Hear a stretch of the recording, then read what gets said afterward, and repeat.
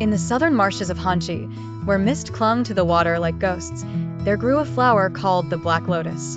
Legends whispered that when it bloomed, it chose a bride, binding her soul to the spirit hidden within. No woman who bore the lotus mark ever returned unchanged. Rulin, daughter of a gravekeeper, had never feared death. Since childhood, she wandered among tombs, lighting incense for the forgotten. But on the night of her 20th year, a black lotus blossomed upon her wrist, its petals inked into her skin. Villagers were coiled in terror. "The marsh has chosen you," they cried. "You are the bride of the Black Lotus." That same night, beneath a blood-red moon, Rulin heard a voice calling her name. Following it into the marsh, she found a man seated upon the water, his robes darker than midnight, his eyes fathomless as the depths below. "I am Wei Mo," he said, his voice both tender and chilling. "Long ago, I was betrayed, drowned by the one I loved. The lotus took my soul, and every century it calls for a bride to keep me company. Now it calls for you." Rulin's heart trembled. He was terrifying, yet his sorrow struck deeper than fear.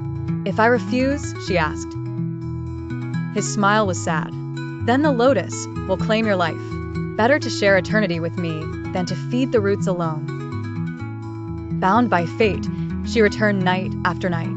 In the marsh's silence, he told her stories of dynasties fallen, of songs long forgotten, of love turned to ruin. Despite his curse, Rulin saw humanity still flickering in him. She began to bring her lanterns, setting them afloat so their glow softened the darkness.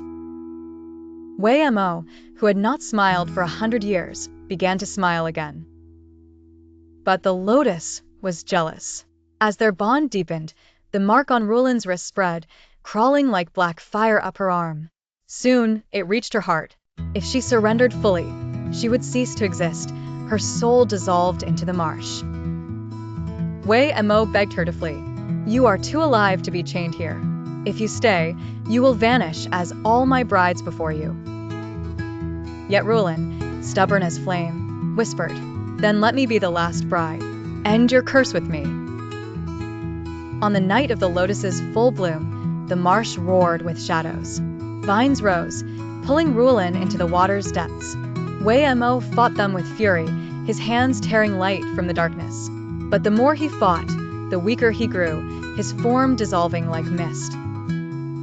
In her final breath, Rulin pressed her palm to his chest. The lotus mark seared across them both, binding their souls. "If eternity is prison," she said, "then let us be prisoners together." The marsh fell silent.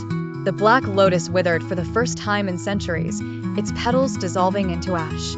Wei Mo gasped, no longer a shade, but a man of flesh and blood. Yet Rulin, her body was gone. Only her voice lingered, whispering in the reeds.